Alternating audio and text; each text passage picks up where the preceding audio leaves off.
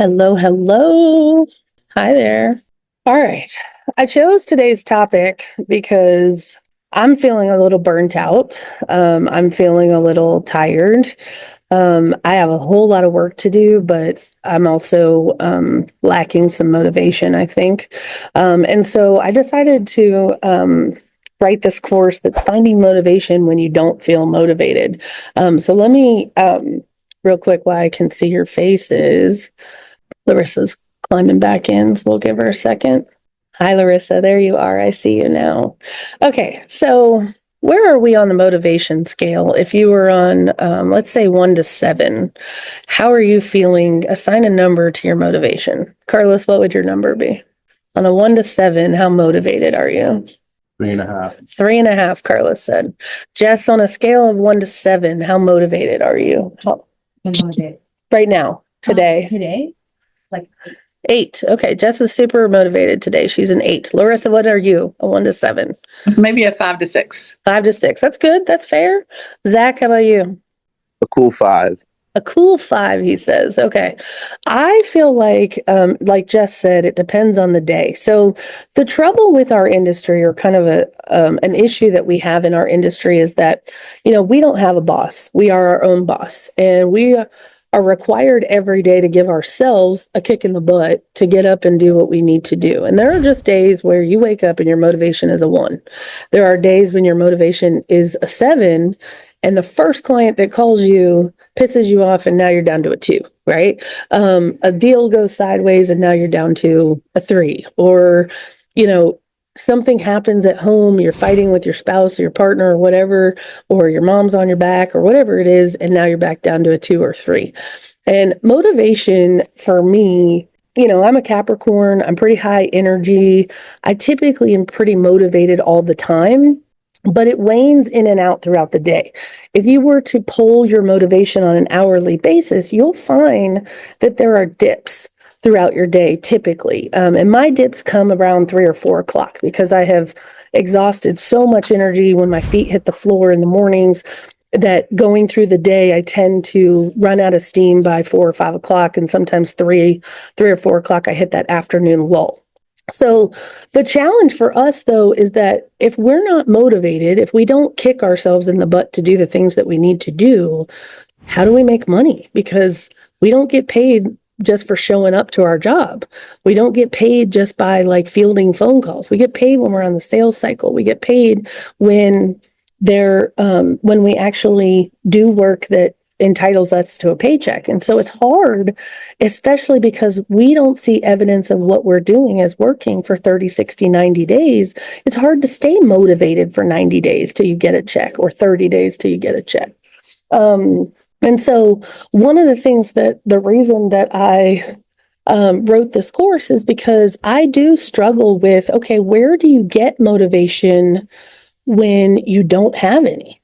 Where does that motivation come from, and how do you manufacture it? So I hope that this is a topic that you guys can all benefit from, because I know we're all kind of feeling the same way, that there are going to be days that you're going to wake up and you're not going to feel motivated. And so I have some strategies, I have some tips and tools to help you, when you do check in with yourself in the morning and you're saying on a scale of 1 to 7. And the reason I don't give you 10 is because if you say 10, you're going to pick the middle, which is 5, right? That cool 5 that Zach was talking about.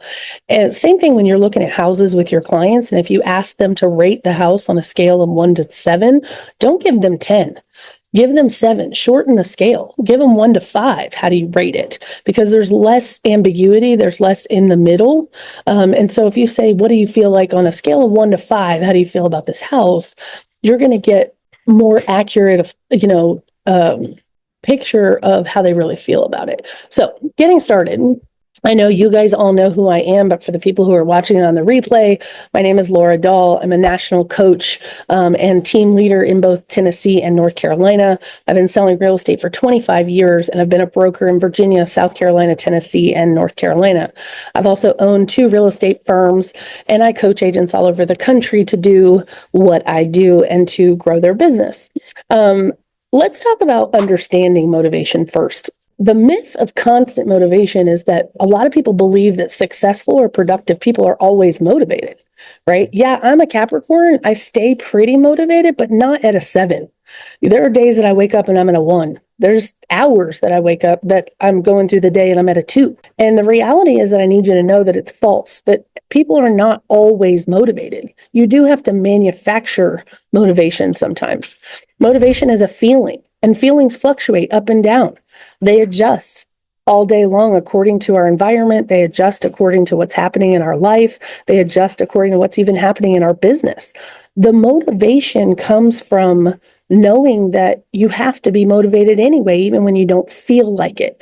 And if motivation is a feeling and your feelings fluctuate, you are in control of your feelings, right? So an example would be a professional athlete doesn't wake up every day feeling excited to train, but they do it anyway, because they rely on systems, habits, and discipline. And those are the things that I try to instill in my teammates. They're the things I try to instill in the agents that I coach all around the country, is that if you develop systems and you have the discipline to make habits daily, you will accomplish the things that you want to do. But if you rely on your motivation to help you get things done, you're going to end up disappointing yourself. You're going to end up having things slip through the cracks. You're going to actually, disappoint yourself in many ways because you're not going to show up to do the things that you want to do, that you need to do.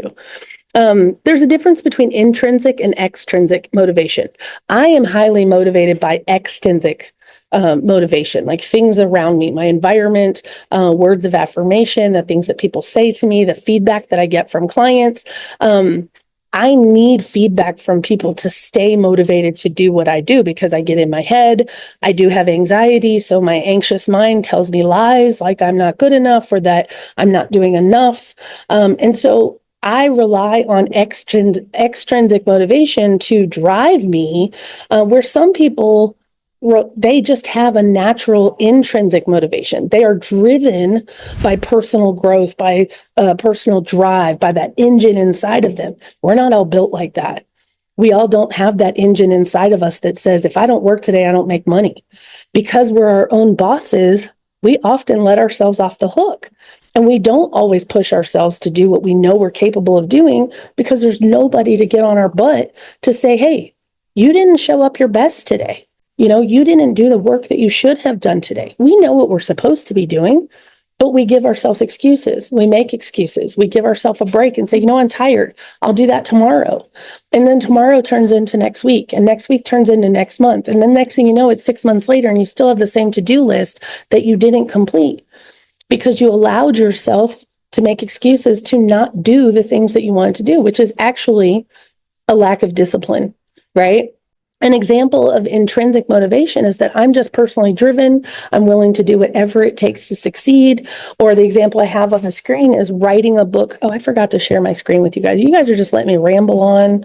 You can see everything that I'm saying. And I totally forgot to share the screen with you guys. So forgive me. I just started today. It was my first day.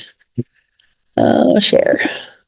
You need headphones? I have them if you want some with my crusty. So intrinsic obviously is that you just have everything within you, inside of you, that is a driving force. There's nothing that's going to stop you. You're passionate. You are driven by this motor inside of you that is just going to make things happen. Most of us don't operate like that. Even if you have some internal intrinsic motivation, it's short-lived. It does not get you through the entire week. It doesn't get you through the whole month. It doesn't get you through the whole quarter.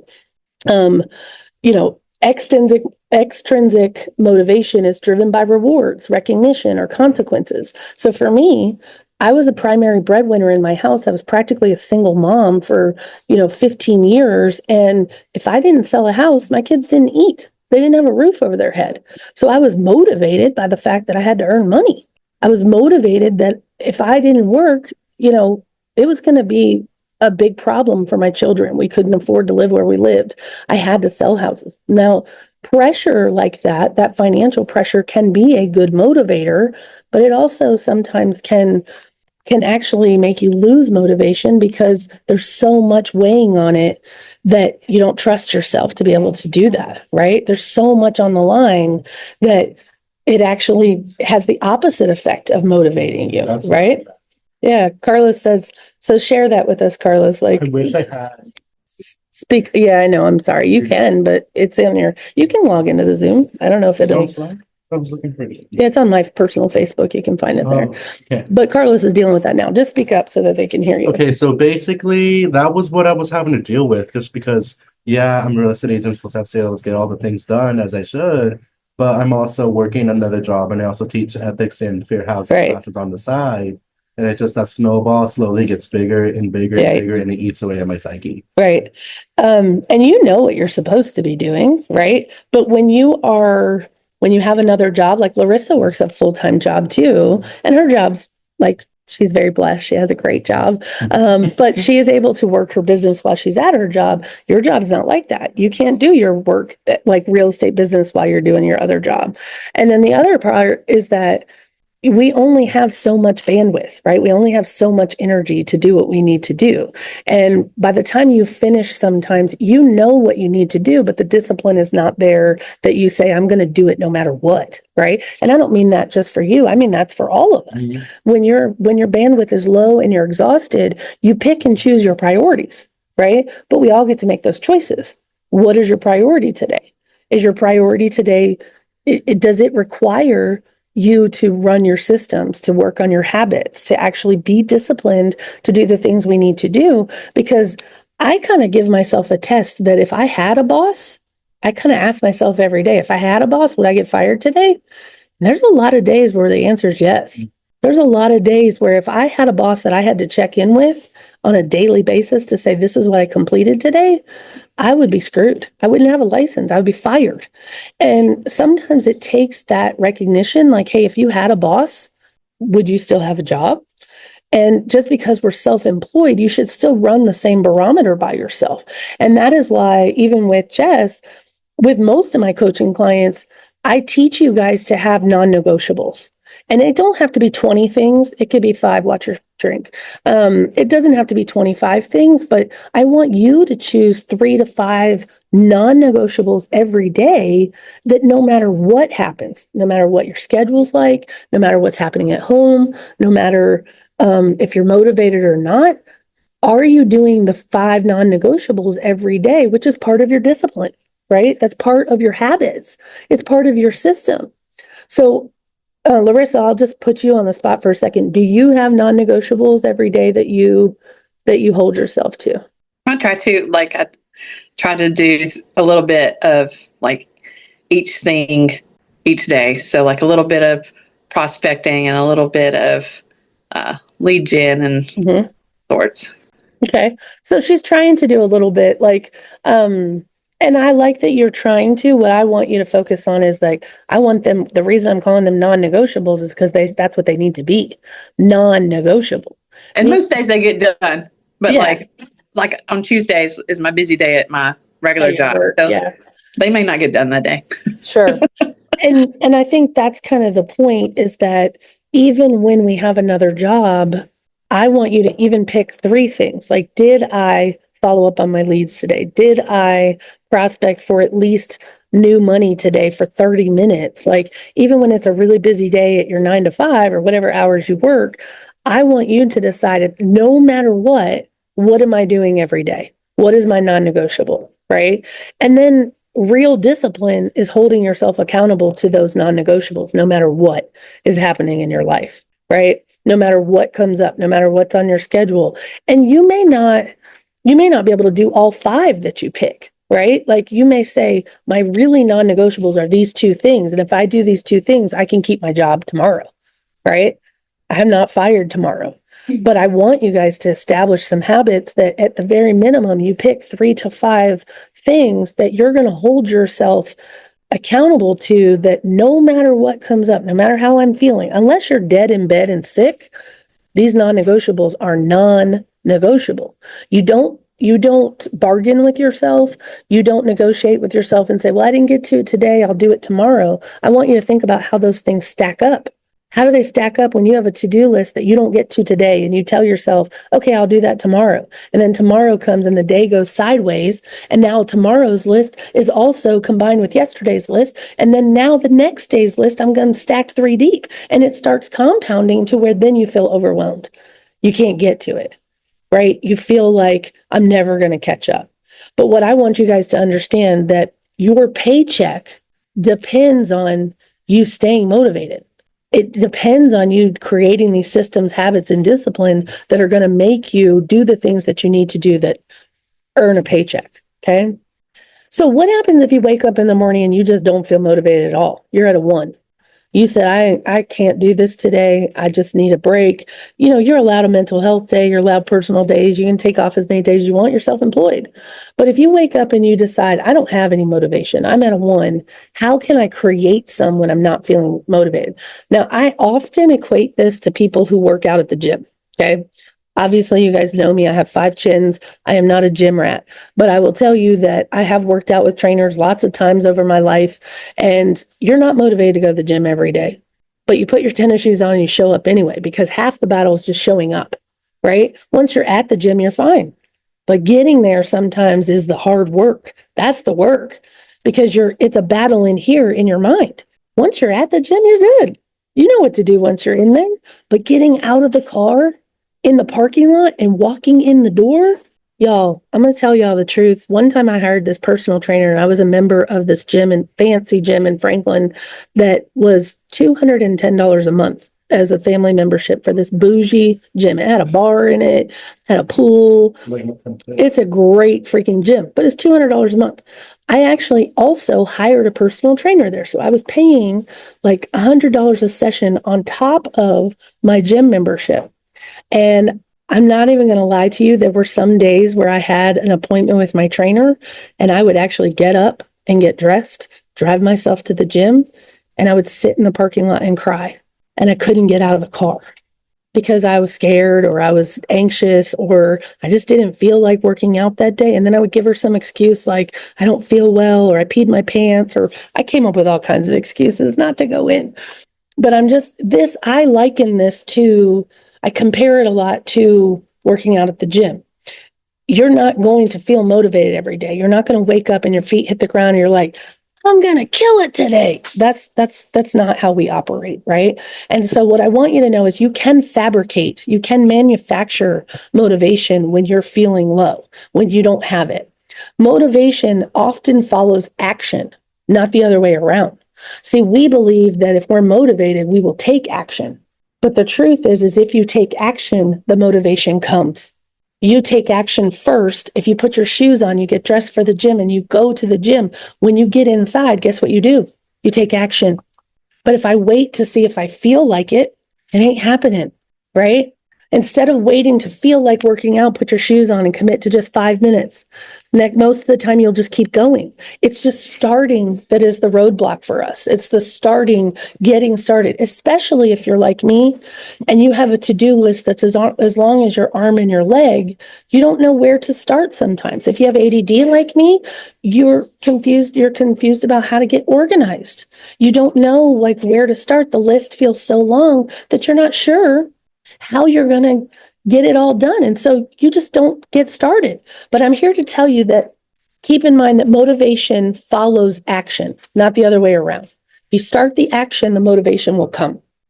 There is a psychological concept that I wanted to talk to you guys about, and I think his name is Zeigarnik. Forgive me if I'm mispronouncing it, but it's the Zeigarnik effect. Our brains don't like unfinished tasks. We like, even especially if you're type A and you're a box checker like me, we write things down on our to-do list that we've already done just so we can put the check in the box. Has anybody else ever done that? Where you have a to-do list and it wasn't on the list, but you write it down there so you can put the check in the box. Our brain does not like when we have unfinished tasks. So once we start something, our brain psychologically tells us that we need to finish it. We don't like leaving things unresolved. So if you would just remind yourself, like when you're on a 1 or a 2 on that motivation scale, if you will remind yourself that if I just start, I know I'll get it done. If I just start it, then I'm more likely to finish it and complete it, because our brains don't like unfinished things.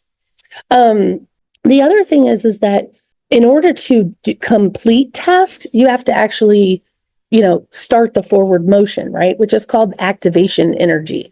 And so what you want to do is reduce the activation energy required that you need in order to start the task. And so, for example, if you're going to the gym, laying your outfit out or the shoes by your bed so that when you wake up in the morning, all you have to do is get dressed for the gym, that actually reduces the activation energy. You don't have to go in your closet, choose an outfit, the whole 9 yards. You have your bag already packed and ready to go. Right? It's the same thing as getting to the gym. Choose a gym that's closer to you. If you're having trouble getting to the gym because, and this isn't about the gym, but I'm just making a comparison that you guys can relate to. But if you don't go to the gym because the gym is so far away from your house, then reduce the activation energy by picking a gym that's closer to your house so that it's not a barrier. Right? Lower the barrier to entry so that the first step is easier. And if that means packing your gym bag at night, if that means preparing for the day the night before so that when you wake up, you already know what you're supposed to be doing. You don't have to spend the first 30 minutes of your day planning it. If you did that the night before, it's easier to take action the next day because you're already ahead of the game. You've shortened the activation energy. Does that make sense? If you want to start reading more, keep a book by your bed. Don't make it to where you have to get up and go across the room or across the house to get your book. Keep it accessible, right? If you want to eat healthier food, prep snacks ahead of time, obviously, so that you're not tempted. If you want to write every morning, have your laptop open with a blank doc ready to go the night before. Shorten whatever the ramp is that you need to actually get the task done. Shorten that ramp as much as possible. Make it easier for you to actually start the task. The next thing I want to talk to you about is manufacturing motivation by habit stacking. Habit stacking is actually attaching new actions to existing habits. If you have not read the book Atomic Habits by James Clear, it's a book I definitely recommend to you. I did an entire book study on this book. And it is really about stacking habits on top of each other that make it feel like it is not so restrictive, making it feel like it is not something that you have to do but want to do. And it's pairing new habits with things that you're already doing. It's pairing new habits with things that you're already doing consistently so that the new habits, a lot of times, I know you guys will relate to this. You know how in January, everybody does resolutions. And by January 14th, the resolutions are out the window, right? They're already done with them. We all do that. But the thing is that if you would, start thinking about the habits that you need to have in place in order to accomplish the things that you want and start stacking those habits one at a time instead of January 1st, you've decided to work on your weight. You started to decide to work on your finances. You decided you wanted to improve at work. You wanted to work on your relationship. You can hear all the categories that we're trying to improve upon, and your brain does not tolerate all that at once. It feels like you are changing your whole life upside down. And when it feels like that, guess what happens? You let yourself off the hook because it's too much. Too many changes at one time. So habit stacking is about looking at what you're already doing and what things you can do one at a time to make your habits more consistent, to make them feel like you're not changing your whole life overnight. You're stacking one of them at a time on top of each other so that then it becomes a new routine. But when you guys decide in January 1st, you want to flip your life upside down and do all the things, and I'm a creature of this too. At the beginning of every year, in November, I do my planning for the next year. And so I typically have a chart that has a box for each area of my life that I want to improve upon. And one of them is on relationships, and one is finances, and one is like home things, and one is on my business, and one is on maybe my personal goals or whatever that is. If I woke up January 1st and I felt like I had to do something in every single one of those categories, imagine how overwhelming that would be. Right? You don't feel motivated when you feel like everything's stacked against you and you're starting all over and you've got so much to change. But if I just decided I'm going to attack one block at a time and I'm going to choose one habit that addresses that one block that's going to help me get forward momentum. That's the other thing about this business. It not only requires manufactured motivation daily, it also requires you to capitalize on the momentum that you're building. Momentum is really hard to keep. It takes a while to build it, but it is hard to keep because in this business, let's imagine you're going along, you've picked up some clients, you're showing houses, you have another consultation, now you have a listing appointment, you feel like things started happening, right? That is momentum, right? You feel like you're headed in the right direction. All of a sudden, your buyer that you were counting on decides to rent. The listing you were counting on got washed away in the hurricane. Whatever, all the things that you thought were happening start to dissipate or fall apart. When your pipeline is so full and something falls out, it doesn't impact you. That's how you keep the momentum.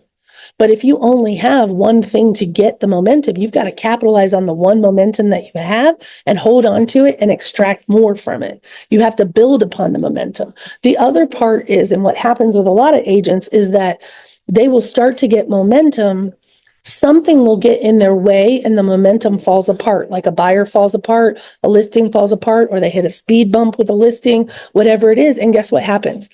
The agent pivots to get a job because they have to. Sometimes they got bills to pay. They pivot because whatever they were doing before, that buyer fell apart or that listing fell apart. So they feel like that didn't work. So they pivot in a different direction. And what happens now is I want you to look at it on a scale. If your momentum is a ball that's rolling and rolling, and think about a ball like a snowball. As it rolls down the hill, what does it do? It picks up more snow and it gets bigger and bigger and bigger. If you look at momentum in your businesses that way, you can cheer and celebrate, and you have to celebrate those small little wins. Every time that ball rolls and gets bigger and bigger and bigger, you have to capitalize on the added snow that goes on the snowball. You have to capitalize on the momentum that is carrying you forward. And what happens is we get so frustrated because we don't have enough in our pipeline that when we hit that first roadblock, that first speed bump, what do?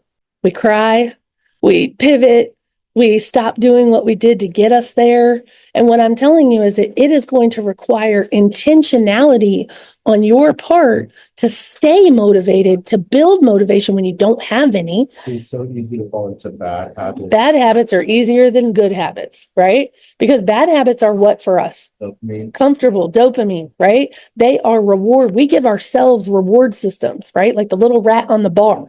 When we get a client that's like, oh yeah, I want to work with you. We're so excited. Okay, I'm doing it. But you need 20, not one. You need 10, not one, right? And the problem is we reward ourselves because we feel like, oh, we're doing it.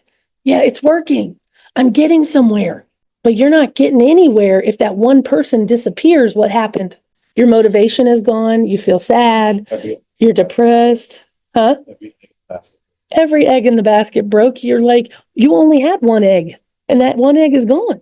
Right? And so what I want you guys to understand is that it is not just the motivation, it is also the momentum. The momentum, this is the other part. This is why daily habits are a part of discipline. Daily habits and systems are a part of keeping momentum. Because when you take your foot off the gas, what happens when you're in a car and you've got your foot on the gas and you hit the brakes? The car does what? It stops, right? If you take your foot off the gas, the car slows down. So when in your business, when you take your foot off the gas, what happens to your business? It slows down. It stops. And what happens also is that we get so bogged down with serving our existing clients that we forget about the other habits that helped us build our business, that helped us fill our pipeline, because we're so busy maintaining what we have, trying to be everything to everyone and give excellent service. This is why you have to have systems. This is why you have to have non-negotiables. Because if I'm so busy serving 10 clients at one time, do I have time to work on promoting my business or recruiting or prospecting for new people? No, because guess what I do? That's not my priority today. Today, my priority is making sure we make it to the closing table so I get a check. But what about tomorrow's check? What about next month's check? That's why your non-negotiables have to be non-negotiable.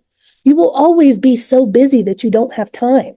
You will always be so busy that, oh, that can wait till tomorrow. But the problem is it can't wait till tomorrow. What you do today determines your paycheck tomorrow. And if you wait to be motivated, if you wait to feel excited to do it, if you wait to wake up with excitement, you're not going to do it because you're going to let yourself off the hook.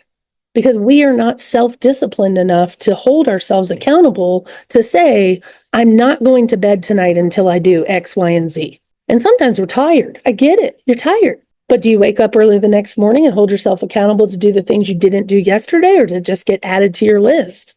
Right? I want you to have some things every day that you say, you know what? I did these 3 things, and now I can lay my head on the pillow and say, I did something to move the needle in my business today. I did something to get momentum. I did something to help me move my business forward.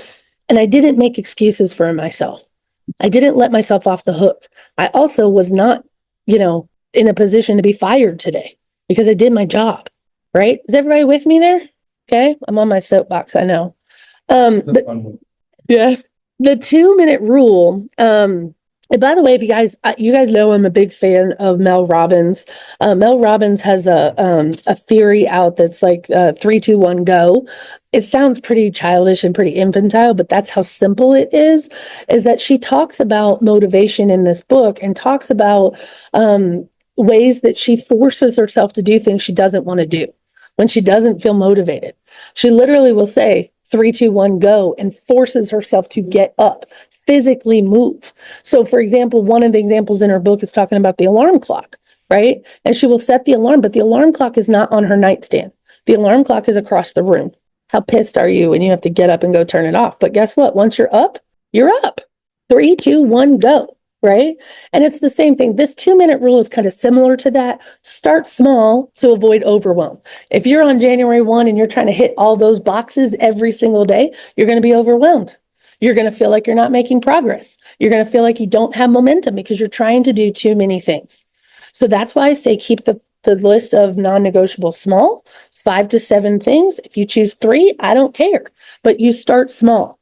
Here's the other thing about starting small. Psychologically, when you tell yourself, I want to do these 3 things every day, and you hold yourself accountable to doing those 3 things every day, what are you doing to yourself?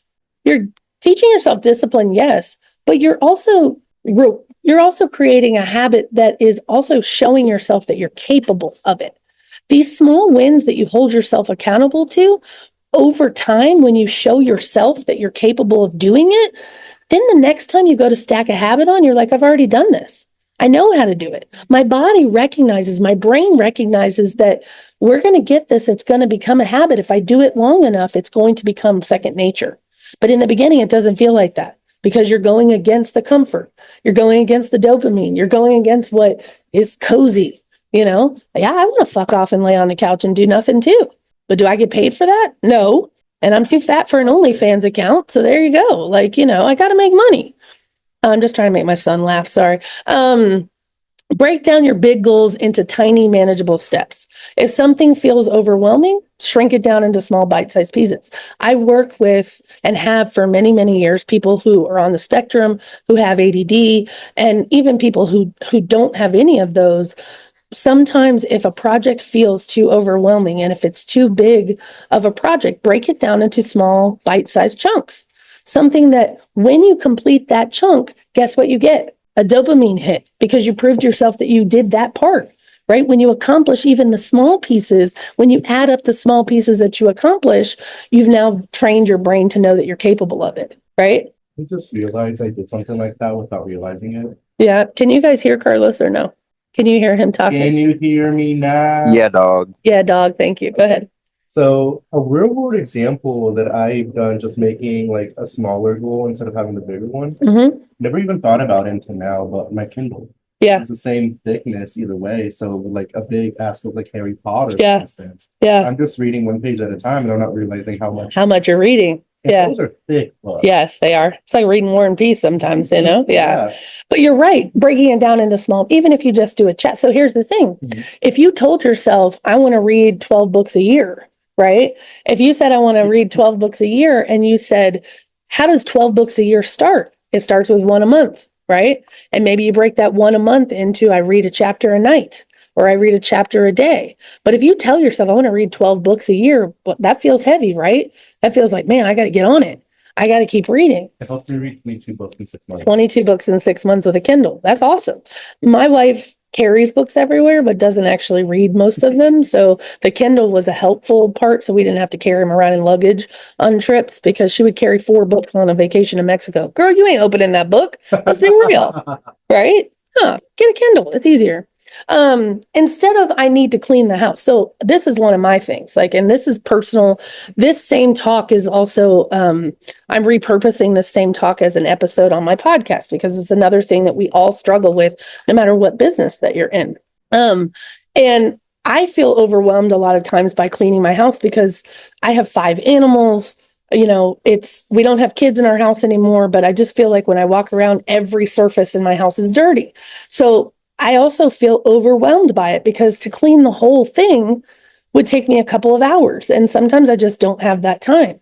But if I broke it down into, you know what, today I'm just going to do the kitchen, and tomorrow I will do the bathroom. And on Wednesday, I might do the laundry, right? By the end of the week, I've accomplished the task of cleaning the house that I didn't have to dedicate 3 solid hours at one sitting for, right? Yeah, I've heard a therapist say too before, like, if you tell yourself that in 5 minutes of doing a task that Yep. you're still not interested in doing the task, tell yourself that ahead of time. You're kind of giving yourself a little bit of leniency, and you start the task, and a lot of times you'll end up finishing it. Correct. So, like, I don't know how to say that. No, exactly how you're saying it is 100%. I teach that concept as well. I've bought timers for some of my coaching clients, because timers really work well. I set timers on my phone all the time, that if I have a big project and I have a window of 30 minutes, I will set a timer for 15 minutes and see if I can knock out a part of it, right? And when that timer is done, I move on to something else. Yeah.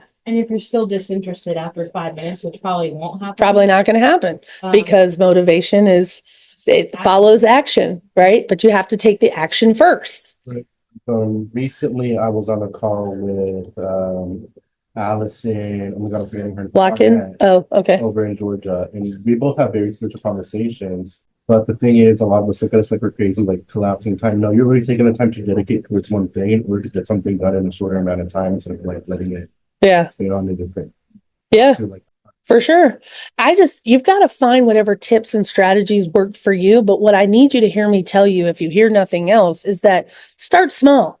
Whether it's 2 minutes, wiping down one counter, I'm just going to empty the dishwasher. That'll make me feel better, or take out the trash, or maybe I'm going to design the flyer, but I don't have time. I don't have 30 minutes, but I have 10. I can get a good start on it in 10, right? Whatever little tool that you need. Timers work fantastically well, because often we overestimate how much time it's going to take us to do something. So if you set a timer for 30 minutes, you might knock it out in 10 if you're focused, right? So I love the fact of using timers. It's a great tip. The power of accountability and environment, they definitely impact your motivation. We know that. Your surroundings influence your motivation more than you think. That's why most of us work outside of the home. We try to find co-working spaces, or we try to work from somewhere else, because when I'm at home, I'm distracted by my dogs. The mailman comes and drops off packages, and then I'm pissed off about what my wife bought on whatnot.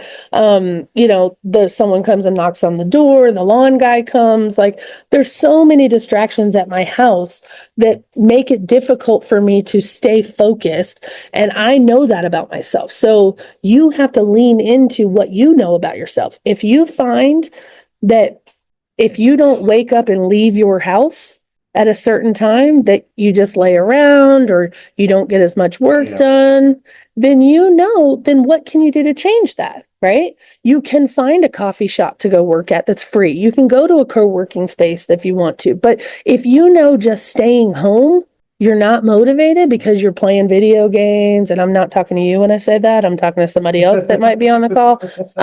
Or if you are, distracted by the pets, or maybe your spouse. I'm just going to say, if you've got a needy partner that also wants to come in and ask you every 10 minutes, are you okay? What are you doing? I miss you, blah, blah, blah. That's not the best environment for you to stay motivated, right?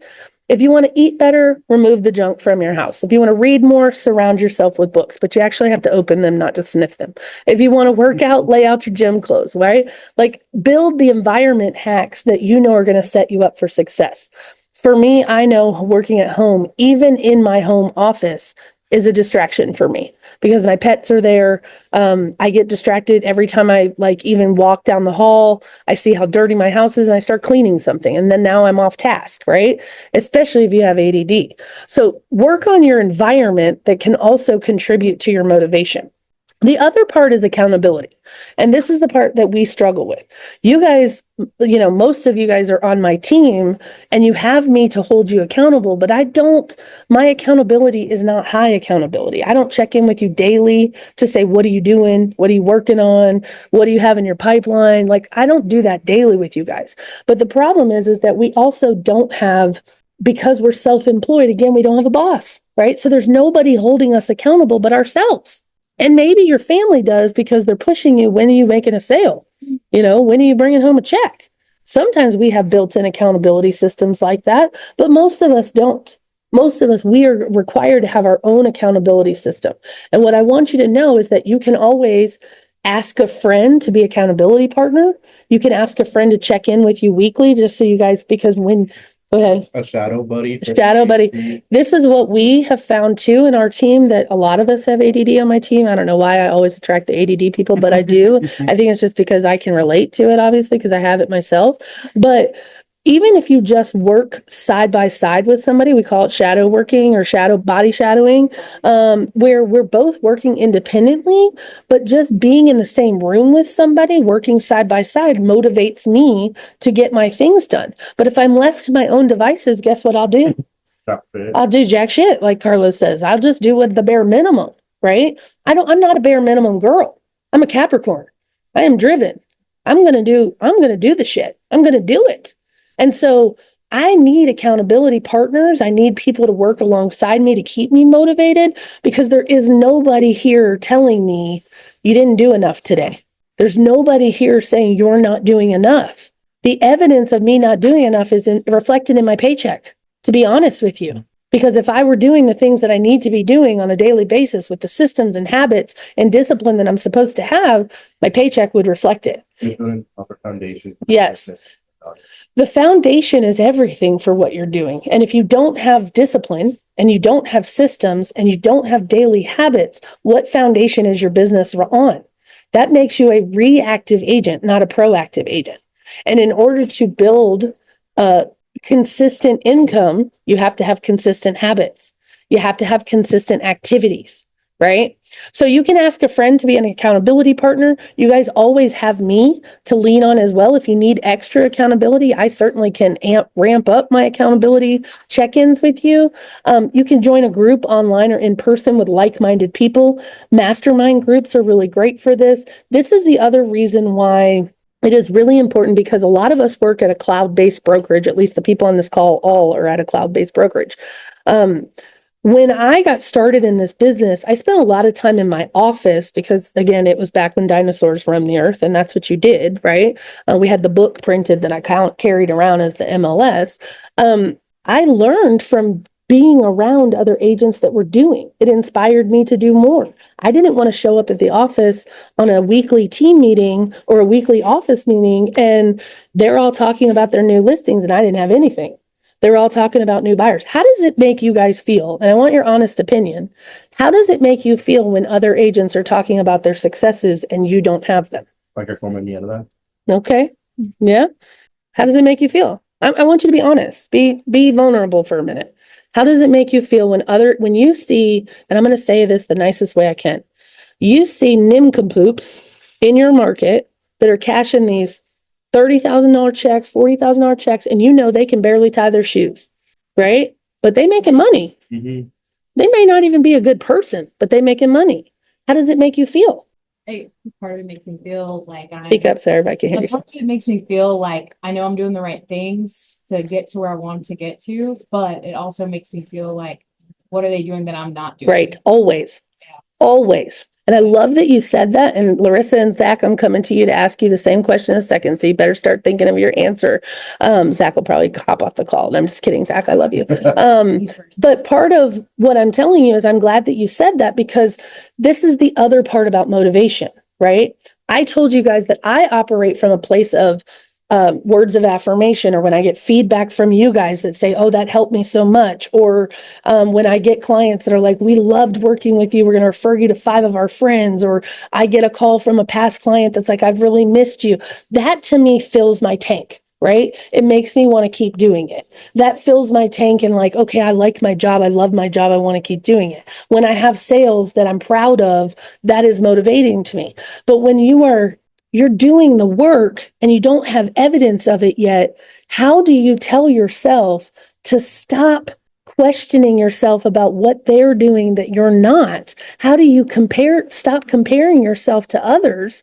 How do you look at other agents that have success and say, you know what? I'm staying focused in my lane on what's for me. I know who my target client is and who I want to work with, and I know how to attract them. Whatever they're doing is their business. That's their line. That's their lane. But I need you to know that comparison is the biggest killer of any motivation that you're manufacturing. It is the thief of joy, comparison, because guess what? We all each have our own clients that are for us, that we work best with, that we relate best to. We all have our own business model and how we run things. We have our own way of doing things. And when you start comparing yourself to other people, you're comparing apples to oranges because you are not like them. Your clients are not like them. It is not for you to worry about what they're doing that you're not doing. Okay. So if your motivation starts waning when you start comparing yourself to others, how do you snap out of that? You call me, that's going to give you a slap and say, what are you doing? That's not for you, right?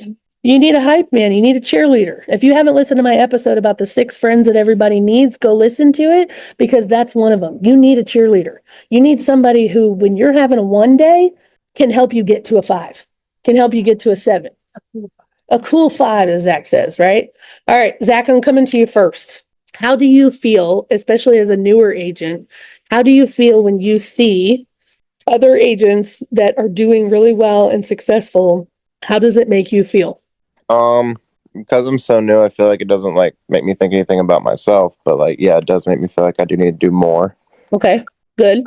Does it motivate you or demotivate you? Neither. Neither.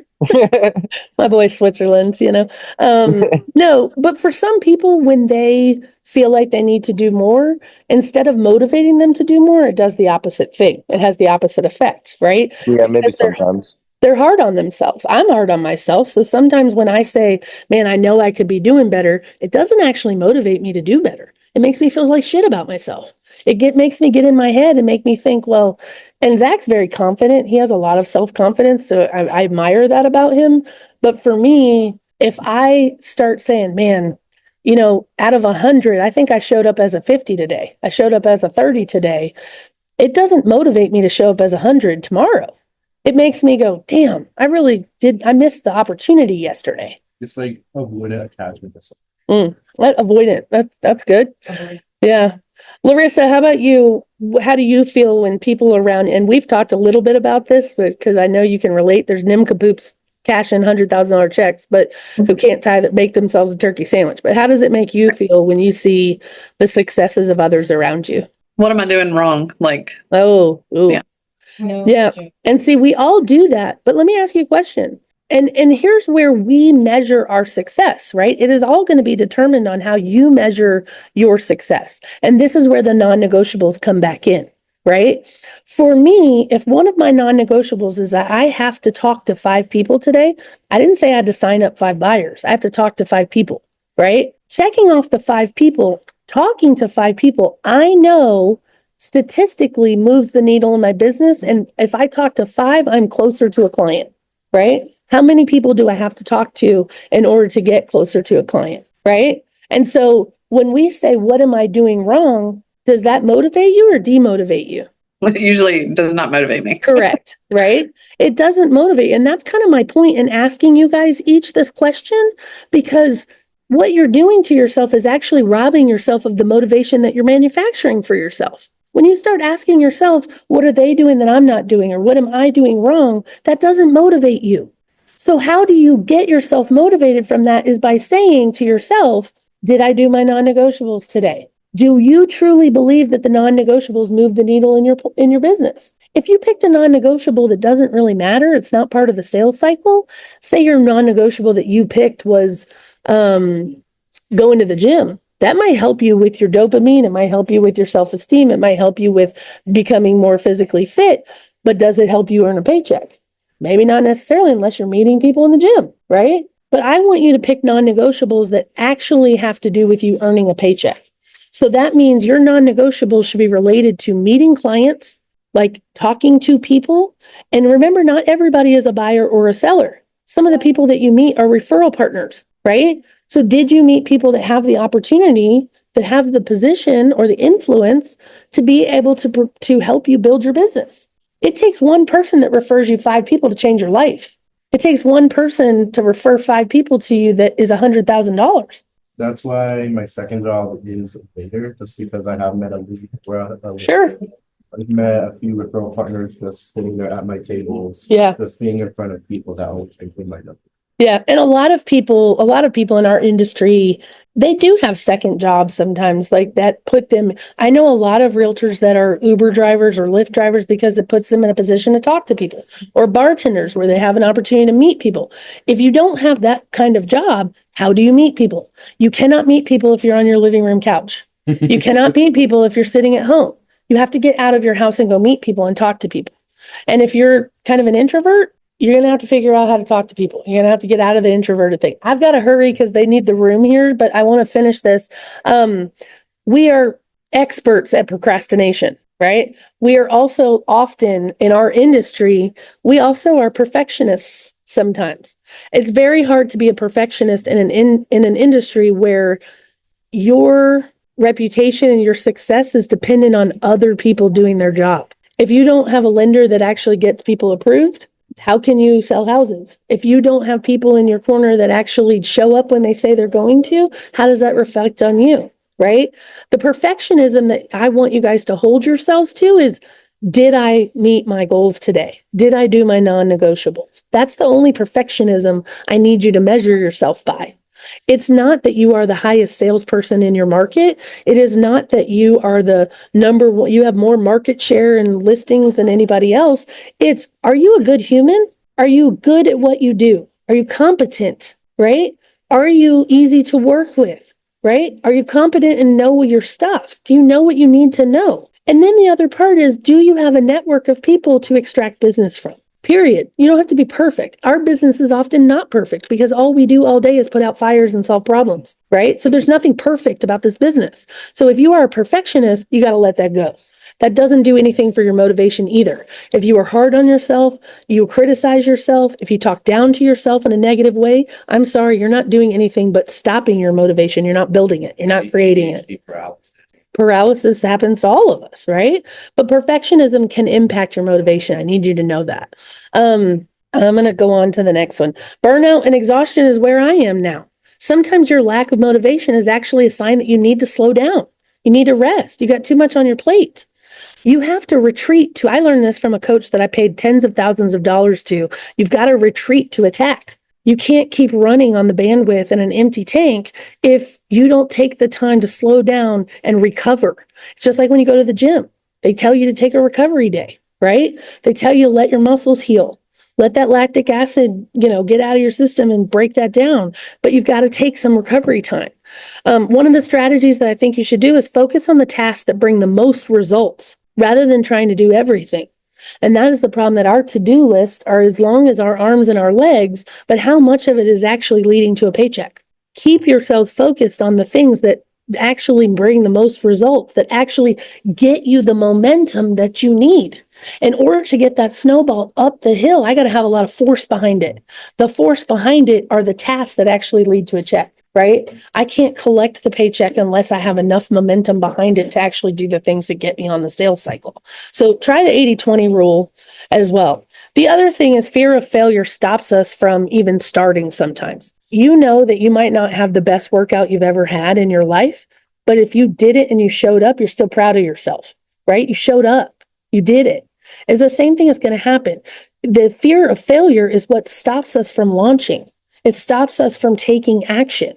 And what I need you to know is that, what's the worst case scenario? What is the worst thing that could happen if you did this thing, if you tried it? the worst thing that's going to happen is you're going to be fucking proud of yourself. Oh my God, not that, right?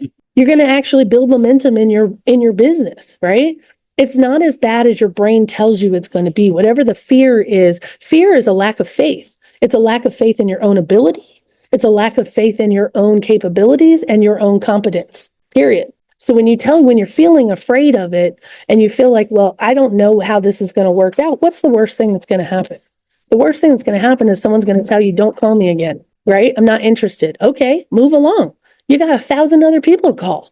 That was just one, right? Reframe failure as data. Pay attention to what didn't work for you and stay focused on what did work, okay?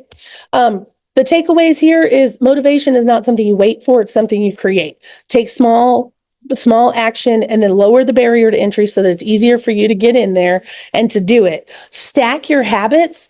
Find some accountability to keep you on track. Find some accountability to help keep you motivated and address the common blocks that cause you to have burnout, procrastination, or fear. Set timers if you need to. I want you to pick one strategy we talked about today and implement it. Set yourself timers if you need to. Try stacking the habits on top of each other and then reduce whatever barriers are in your way. That's all I have for you today. I've got a book because someone else needs the room. Thank you guys so much for being here today, and we'll see you next week, okay? Thanks so much. Have a good day.